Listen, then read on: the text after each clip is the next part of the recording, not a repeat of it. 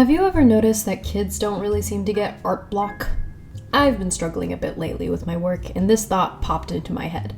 Hear me out, okay? Kids create all the time. Playing make-believe is basically just improv theater. They sing or make weird random noises, make comics and finger paintings, build sandcastles, pillow forts, attempt baking, and so on. But I have never seen a 7-year-old looking kinda washed up, sipping a Kool-Aid on the edge of the playground like, "No, Timmy, I simply can't play make-believe today. I've lost my sparkle."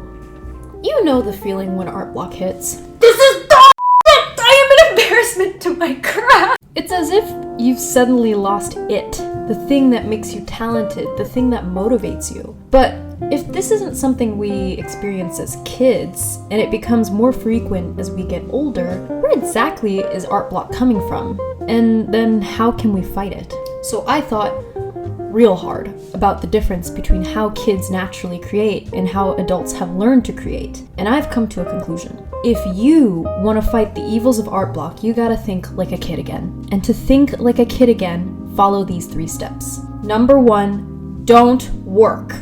Play. Number 2, play lots of games, even games you suck at. Number 3, play with friends. Don't worry, I'm gonna explain these. So, what do I mean by work and play? Work, I think, is the manner in which we are trained to create, indoctrinated, if you want to get snazzy with it. We don't pop out of the womb understanding what work is. But play is how we humans naturally create. It's what kids do without being told. So what's the difference? Both actions result in things being created, but it's for different purposes. When you play, it's because you want to. You like the experience of it. You don't care if what you make is good or monetizable.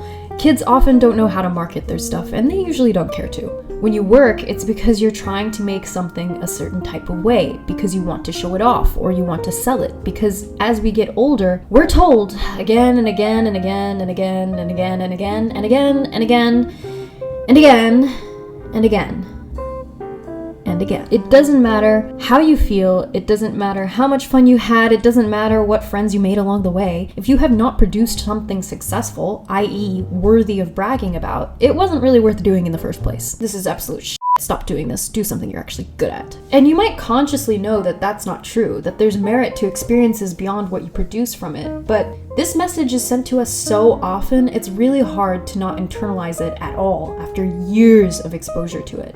And this is what makes the blank page scary. This is what makes it so demotivating when your skills don't seem to be improving, or maybe they're even backsliding, because you have a set idea of what you should be doing or creating. And as long as you're not doing that, as long as you're not matching those expectations, a part of you feels like you're wasting your time, so why create at all? But this is false. You know it, I know it, but we're still stuck in a horrible funk of art block. So now what? To break out of art block, we gotta get in touch with our roots. We have to play. Snotty-nosed, slobbery, childlike playtime. That means you have to divorce yourself from expectations. That might mean trying a style or a medium you've never tried before, posting even just to get 2 likes, making off shit, horrible art just for the hell of it, not caring about criticism or praise. You're doing it because you're an artist and you like to make stuff. You don't have to be good or well known to be an artist. You just have to make art and ideally have fun doing it.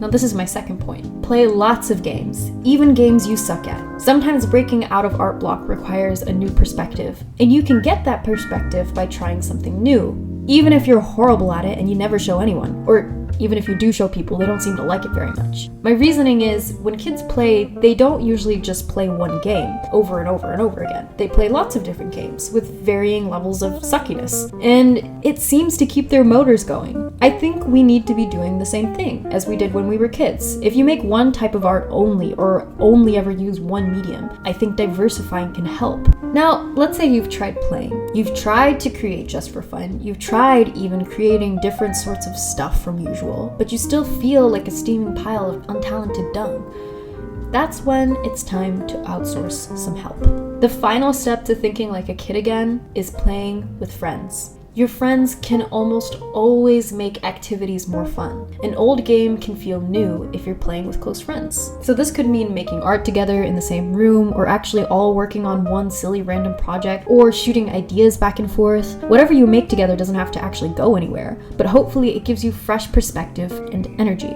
You could come up with a challenge where each of you works on different aspects of a single piece of art and see what happens when you put it all together. If you have online artist friends, you can translate this into digital space, share a creative Discord server, or do a draw this in your style challenge. Friendship, family, community, find the spaces where you can be yourself and create without judgment. Basically, spaces and people you can play with.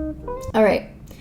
Honestly, it took me forever to make this video. I rewrote the script maybe 4 times this month, ironically because I was dealing with art block for my channel. But coming to these conclusions, as I slowly modified this video again and again, has actually helped me a lot. So expect more videos in the future, including really crappy ones. But don't worry, when that happens, it's just all part of my process. With love, see you next time.